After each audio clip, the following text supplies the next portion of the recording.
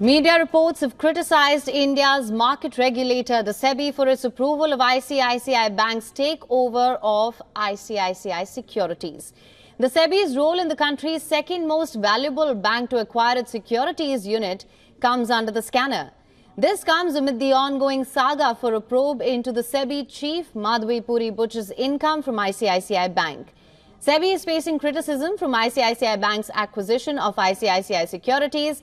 Shareholders allege unfair terms and seek clarity on regulatory exemptions. A few shareholders of ICICI Securities are curious as to how the SEBI permitted ICICI Securities delisting. They claim this transaction disregards the regulator's own rules regarding compensation for minority investors. To determine the appropriate price, SEBI's rule asks for a bidding process for purchasing shares and delisting it from stock markets.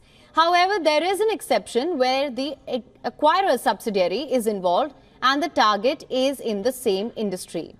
Shareholders of both firms are then notified of the swap ratio and given the opportunity to vote. However, a few shareholders question, why did SEBI exclude ICICI from the price discovery, and who gave the regulator the green light to let it avoid the bidding procedure that its own regulations specify? That's where things stand at the moment.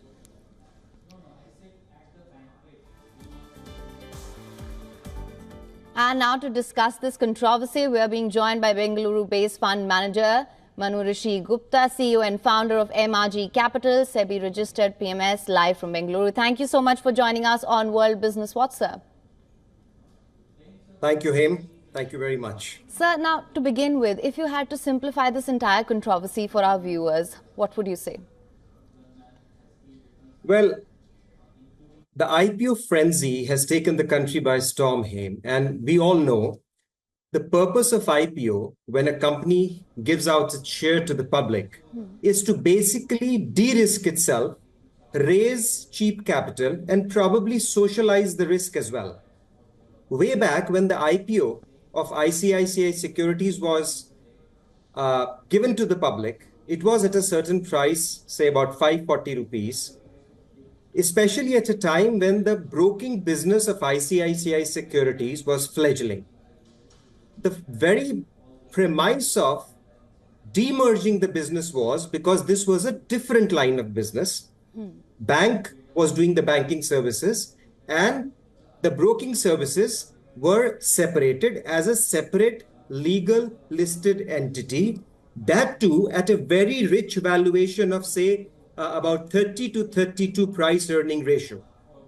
So to hypersimplify for the public at large, you sell the public a thing for 32 rupees and many years later, when the business has become successful, is generating huge amounts of cash, is able to give amazing amounts of dividends, nearly 8 to 10% dividend yield, you are taking the business back from the very shareholders who allowed you to support it, and you're taking it back at 15 rupees or even lesser than that. So you list a company at 30 PE and you're delisting forcibly using all malified means at around 12 to 14 PE when you are nearly having 12 to 14,000 crores of cash on your books. This is a hyper simplified form or explanation of what's happening right now.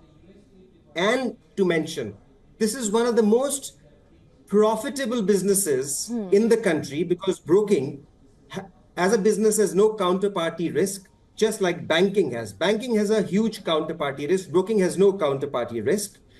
This particular business is operating nearly at 60% gross operating profits.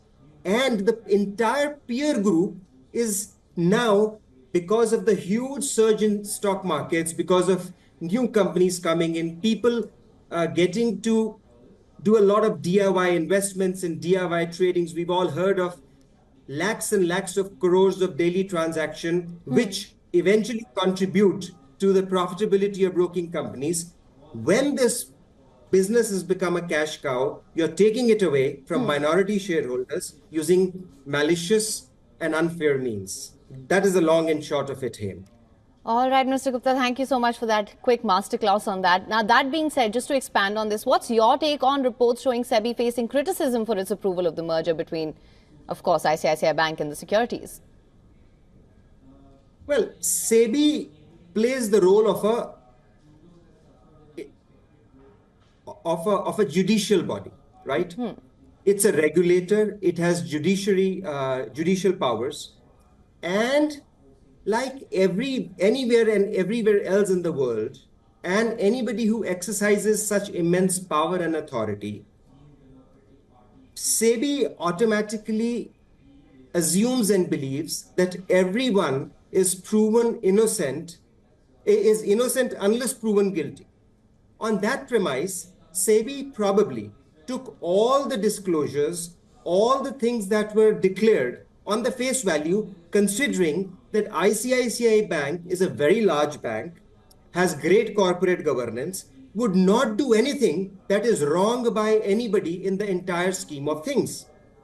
Probably, SEBI should have dug deeper into the finer details of how this is being done. See, the delisting through the exemption of the reverse book building process is the first ever time in the history of this country.